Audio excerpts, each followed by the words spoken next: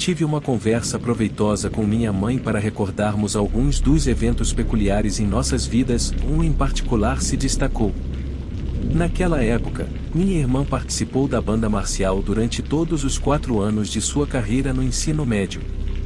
Geralmente, eu acompanhava meus pais, enquanto apenas minha mãe a levava para os jogos de futebol e competições.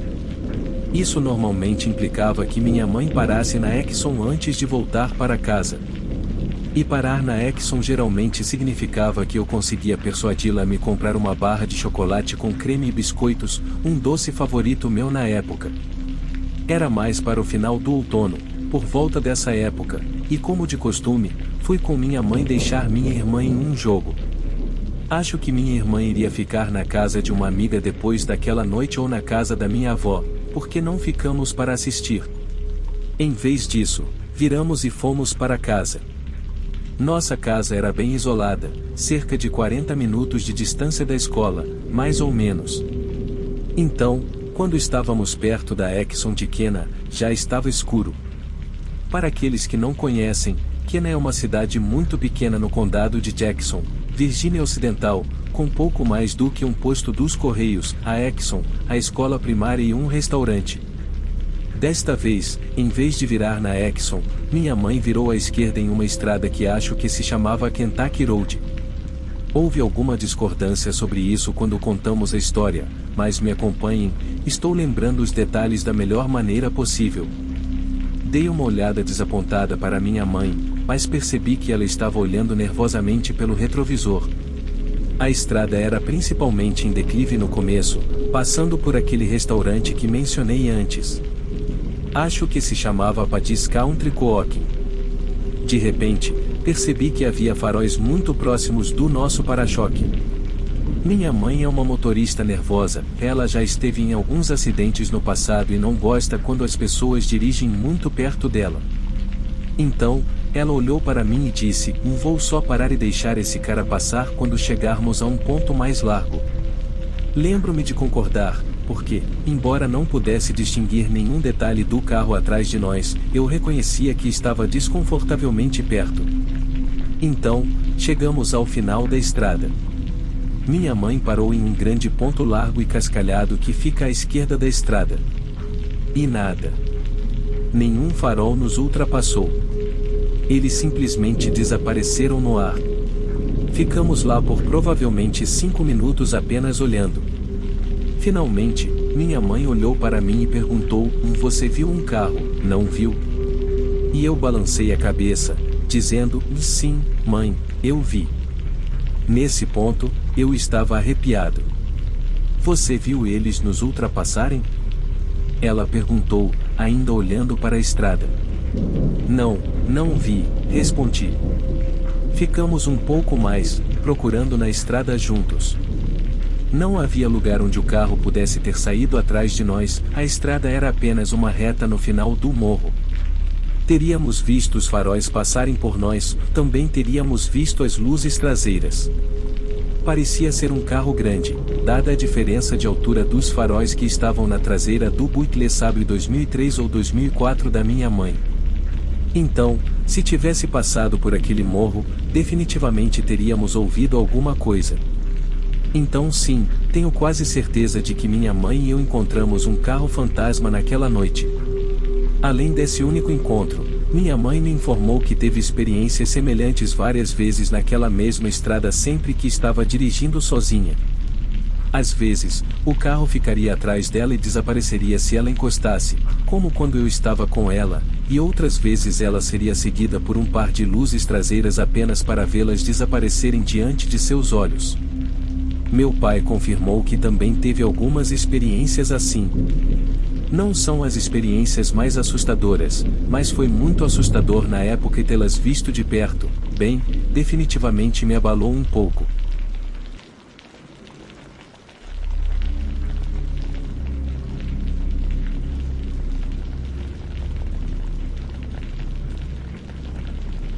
Presenciei algumas coisas estranhas no meu quarteirão. É claro que há explicações razoáveis para tudo, mas pensei em compartilhar algumas delas. São algumas pequenas histórias. A primeira ocorreu há 6 ou 7 dias. Eram por volta das 8 ou 9 da noite, e eu estava pedalando pela vizinhança. Eu sei que é incomum andar de bicicleta à noite, mas eu prefiro evitar multidões, e os vizinhos ou seus filhos geralmente estão presentes durante o dia, então a noite é perfeita para mim. Além disso, sou uma pessoa noturna. A rua em frente à minha casa desce até o próximo quarteirão, onde termina e se abre para um campo. O resto do meu quarteirão não é relevante para estas histórias. Parei em frente à minha garagem e fiquei olhando para baixo na rua. Foi quando, juro por Deus, vi algo escuro cruzando a rua muito rapidamente. Tinha cerca de 2 ou 3 metros de altura e era de uma cor mais escura do que as sombras. Eu estava absolutamente certo de que estava correndo sobre 2 pernas. Parecia estar envolto em um manto. Lembre-se, eu estava olhando diretamente para ele, não era um vislumbre de canto de olho. Além disso, me assusto facilmente.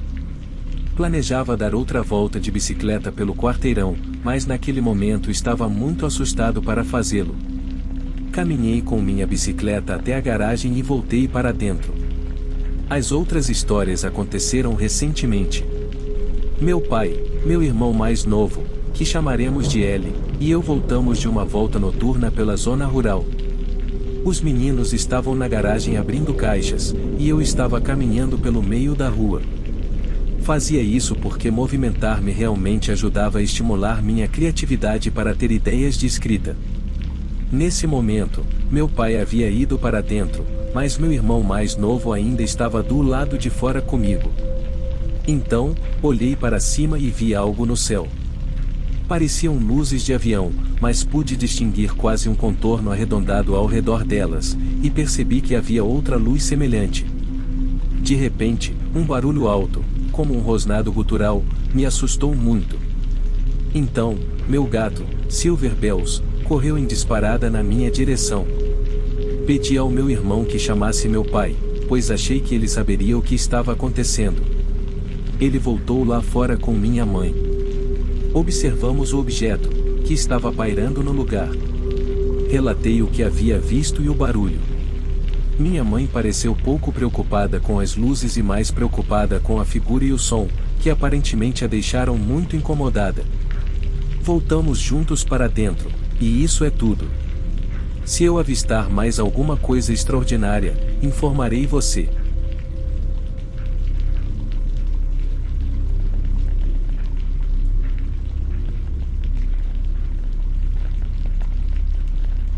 Eu sou do sexo feminino e isso ocorreu em 2017. Naquela época, eu ainda frequentava o ensino médio como uma veterana. Meus hobbies favoritos naquela época eram fazer trilhas, fotografar e, claro, acampar. Eu simplesmente adorava acampar e aproveitava todas as oportunidades para isso. Especialmente gostava de acampar com minhas 2 melhores amigas, Sarah e Sally. Em um dia de inverno, decidimos fazer uma viagem para Santa Cruz. Ao percebermos que era uma atração turística muito popular, optamos por acampar nas montanhas. Foi uma viagem de acampamento de 3 dias, cerca de 4 horas de carro de onde moramos. Juntamos nossas coisas e partimos. Éramos apenas nós na estrada, cantando junto com músicas, comendo lanches e curtindo a viagem. Sinceramente, acho que nos distraímos um pouco, pois estávamos passando por uma estrada em uma cidadezinha muito pequena. Era quase como uma cidade fantasma, totalmente escura, mas tivemos que atravessá-la para chegar à estrada principal que levaria aos campings. Naquele momento, estava tão escuro que sabíamos que poderia haver veados, mas não esperávamos encontrar nenhum no meio daquela cidade fantasma. E, para nossa surpresa, avistamos um veado bem no meio da escuridão. Seus olhos pareciam sem vida e ele simplesmente ficou parado bem no meio da estrada. Passamos lentamente por ele e ele parecia apenas nos seguir com os olhos. Depois, ele simplesmente se afastou. Isso nos deixou um pouco assustadas. Sabíamos que os veados geralmente correm para longe de ameaças, especialmente de veículos na estrada, mas este parecia não se importar e até mesmo se afastou lentamente. Não falamos nada sobre isso umas para as outras naquele momento, mas senti que não era a única que sentia um peso no estômago. E posso dizer agora que não era só enjoo da estrada. Chegamos por volta das 21 horas, o que já era tarde demais.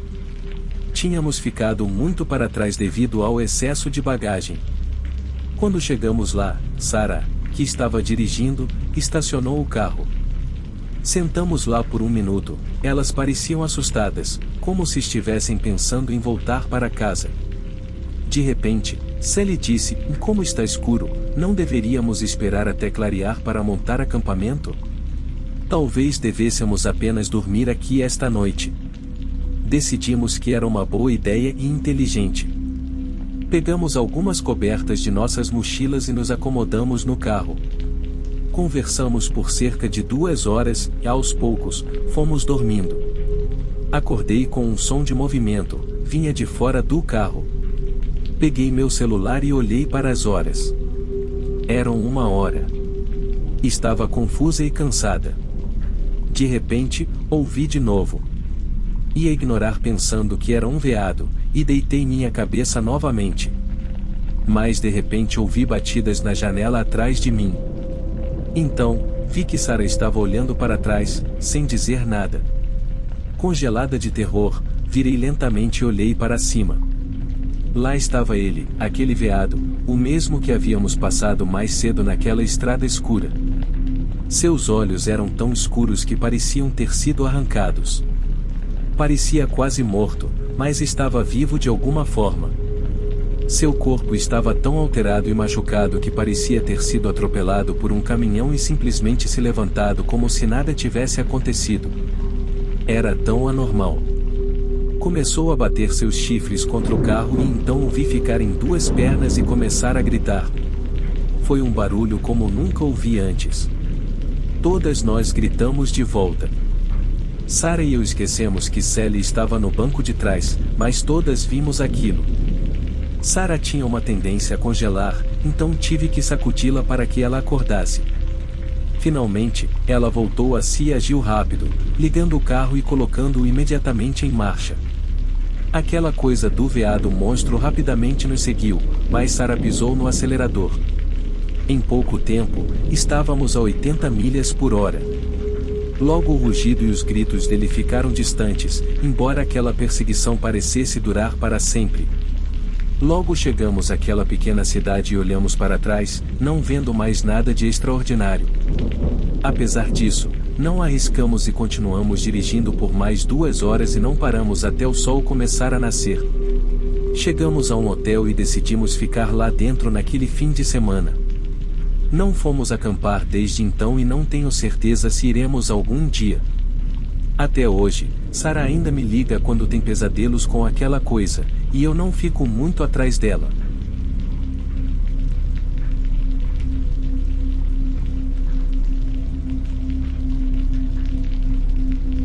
Este é um verdadeiro encontro. A história aconteceu quando eu estava no penúltimo ano do ensino médio. Cresci em uma pequena cidade no noroeste de Iowa. Vou omitir o nome da cidade da história, mas ela foi construída no final do século XIX em um vale. Desconhecido para mim até alguns meses depois, este vale era sagrado para os índios Sioux que moravam aqui antes desses colonos chegarem. Com essa nova informação, finalmente pude conectar minha experiência, dando-lhe um fechamento. Agora, eu mesmo era um idiota. Mais verão antes do meu penúltimo ano, comecei a beber e fiquei muito próximo do meu pequeno grupo de amigos. Infelizmente, esse verão acabou e começamos a escola novamente. Eu corria cross country, então conhecia muito bem todas as estradas e trilhas na cidade e nas proximidades. Uma noite, meu amigo e eu, vou chamá-lo de D para a história, e estávamos em um jogo de vôlei. Decidimos sair mais cedo para fumar alguns cigarros, como adolescentes idiotas normais. Eu não gostava de cigarros, mas sabia que ele gostava, e ele não gostava de fumar sozinho, então fui com ele para acompanhá-lo. Pensamos em ir ao cemitério para fumar naquela noite. Era tranquilo e muito isolado do resto da cidade. Eu trabalhava no cemitério durante o verão para cortar a grama e aparar os túmulos, então estou bastante familiarizado com ele. Acho muito bonito no verão por causa das colinas suaves e da forma única. Dirigimos até a casa de D para pegar os cigarros e depois fomos para o cemitério para não sermos pegos. Estacionamos bem na frente do galpão do cortador de grama, que ficava no lado norte do cemitério. Este cemitério tem a forma de um retângulo, tem cerca de meio quilômetro de comprimento e 1/8 de quilômetro de largura. A cada cerca de 200 metros, uma nova seção começa. O cemitério era voltado de leste a oeste, com estradas de cascalho separando as seções. A parte de trás, que também era mais antiga, tinha mais árvores, e o único lado que não tinha uma floresta em frente a ele era o lado leste, onde estava a estrada. Caso contrário, todo o cemitério estava no meio das árvores. Saímos do jipe e começamos a andar pelos caminhos de cascalho apenas com nossas lanternas de telefone. Era por volta das 21 horas e totalmente escuro. Às vezes, nós realmente corríamos por esses caminhos de cascalho para o treino de cross-country, então nós dois estávamos bastante familiarizados com o lugar. Começamos a fumar enquanto caminhávamos, apenas conversando sobre nossos futuros e outras coisas assim. Foi realmente um momento sincero, até que D percebeu que deixou cair o maço de cigarros. Voltamos para procurá-los, mas não conseguimos encontrá-los no caminho de cascalho. Foi então que aconteceu. Eu sei que isso parece piegas e clichê, mas é a pura verdade. Enquanto procurávamos os cigarros, D notou algo na floresta. Estávamos no lado norte, o lado mais antigo, mais próximo da floresta. Ele me disse que viu algo brilhando no escuro. Disse que pareciam pontos amarelos. Eu olhei para o mesmo lugar onde ele estava olhando, mas não vi nada. Sendo tolos, entramos na seção para chegar mais perto da floresta e descobrir o que era. Chegamos a meio caminho da floresta até o caminho de cascalho, e foi quando comecei a ouvir o som fraco de uma voz. Perguntei a D se ele ouvia, e ele disse que não, mantendo seu olhar fixo nos supostos pontos amarelos. Não consegui distinguir o que a voz estava dizendo. Nesse ponto, estava assustado, mas D realmente queria saber o que era, então avançamos um pouco mais. À medida que avançávamos, a voz ficava mais alta, mas eu ainda não conseguia entender o que ela dizia. No entanto, agora D também estava começando a ouvi-la. Eu disse a ele: "Você ouve isso?" A voz agora me parecia familiar, parecia a voz do meu irmão mais novo. D respondeu, dizendo: "Parece a voz da minha mãe." Meu coração afundou no peito, ou de repente, parecia muito difícil respirar. Eu disse a ele como soava. Ele parecia ter ficado branco e começou a respirar rápido e pesado. Nós dois olhamos para a floresta, e agora eu também estava começando a ver aqueles pontos amarelos brilhantes, mas apenas por um momento, pareciam desaparecer sem deixar vestígios. Naquele momento, nos olhamos e decidimos, sem dizer uma palavra, dar alguns passos a mais.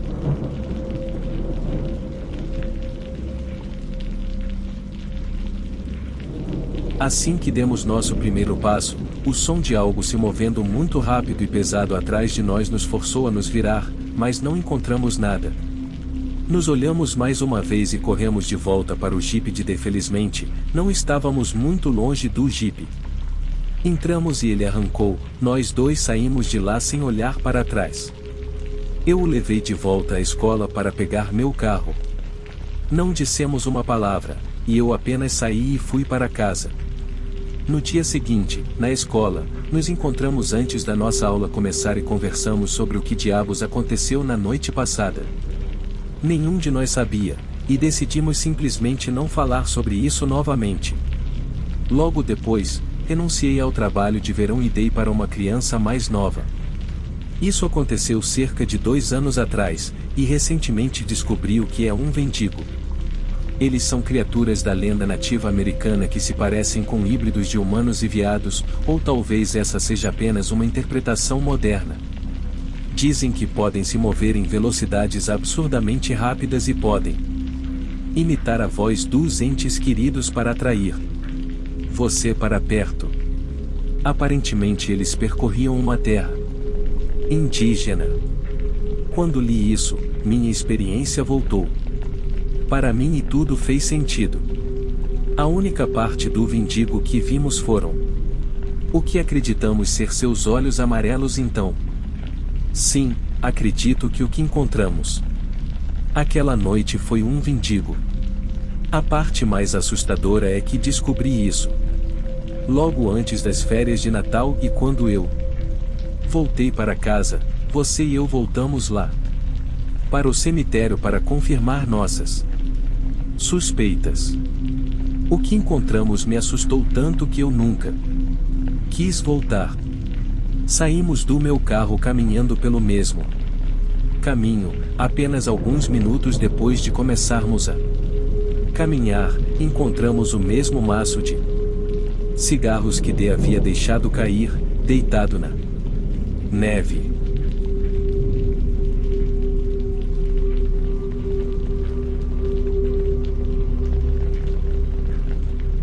Eu tinha consciência de que havia muita gente excêntrica pelo mundo, mas não imaginava a quantidade de pessoas assim. Deixe-me compartilhar uma história breve. Sou um homem na faixa dos 30 anos, trabalho como motorista para o Uber há cerca de 3 anos.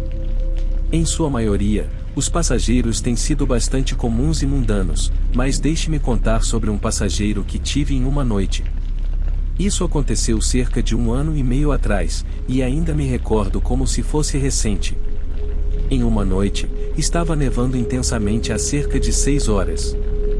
Decidi aceitar mais uma corrida, era por volta da meia-noite quando recebi a solicitação para buscar meu próximo passageiro.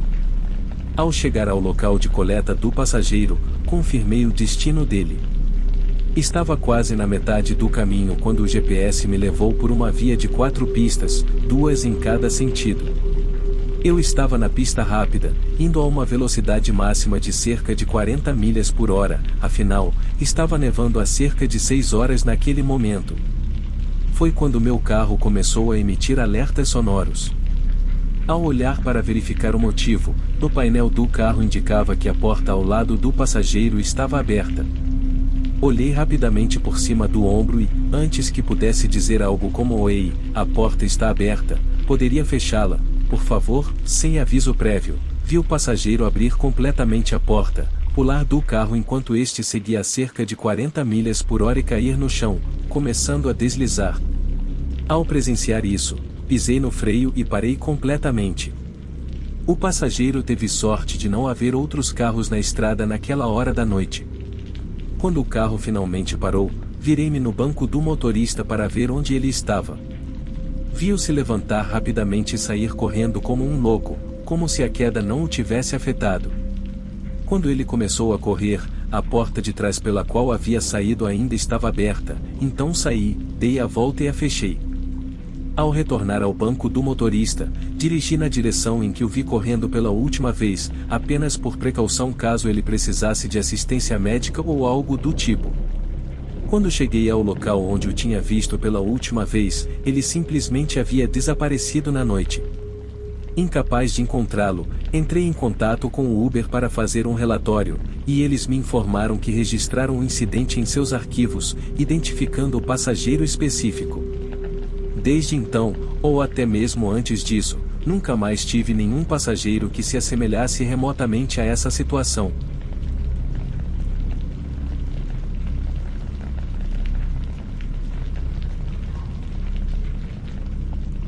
Para o meu emprego atual, eu trabalhava como motorista de serviços de transporte que levava pessoas de ir para consultas médicas e coisas do tipo, então sempre encontrava pessoas interessantes. Um deles, cujo nome manterei para mim mesmo, era uma pessoa muito legal. Na primeira vez que o encontrei, ele admitiu imediatamente que era esquizofrênico, mas tinha conhecimento suficiente do que via para diferenciar entre o que as pessoas normais veem e o que eu vejo. Como mencionei, era uma pessoa muito legal. Tive a oportunidade de conduzi-lo várias vezes. Conversávamos sobre livros, filmes, etc. Quando dei meu aviso prévio para vir para meu emprego atual, tive a chance de conduzi-lo pela última vez. Lembro-me de dizer a ele que era a última vez que poderíamos conversar. Ambos estávamos um pouco tristes. Apertamos as mãos e nos dirigimos ao nosso destino. Logo quando chegamos lá, ele me perguntou: Você se importa se eu te contar o que estou vendo agora? Sempre tive curiosidade porque ele sempre apontava coisas enquanto dirigíamos, mas nunca dizia exatamente o que estava apontando. Isso foi por volta do Dia de Ação de Graças, então toda vez que o feriado chega, eu me lembro do que ele me disse. Ele descreveu como pessoas dançando, mas quanto mais ele explicava, mais traumático ficava. Ele disse que via sombras de pessoas girando e dançando como balé, mas suas cabeças simplesmente saíam e fitas saíam delas e se enrolavam com outros dançarinos. Ele também mencionou sombras grandes, às vezes do tamanho de prédios, pisando nesses dançarinos enquanto se moviam, pulando e brincando como cães. Ele descreveu essas imagens por cerca de 5 minutos antes de ter que sair da van e ir para a consulta. Mantive minha expressão profissional, escondendo minha expressão horrorizada atrás de um sorriso. Ele saltou para fora da van, girou no lugar e disse: "Bem, boa sorte com o seu." E congelou completamente, com os olhos arregalados e fixos em algo que aparentemente estava bem do lado de fora da janela do meu lado do motorista. Então, ele saiu do transe alguns segundos depois. Desejou-me boa sorte com o meu novo emprego antes de fechar a porta e entrar no prédio. Tenho que admitir que me virei e olhei para fora da minha janela. Não havia nada lá, apenas algumas árvores no estacionamento. Eu me senti muito sozinho. Tive a impressão de que o que quer que ele estivesse vendo era enorme e estava bem atrás de mim, mas o que realmente era, nunca saberei, e honestamente, acho que estou bem com isso.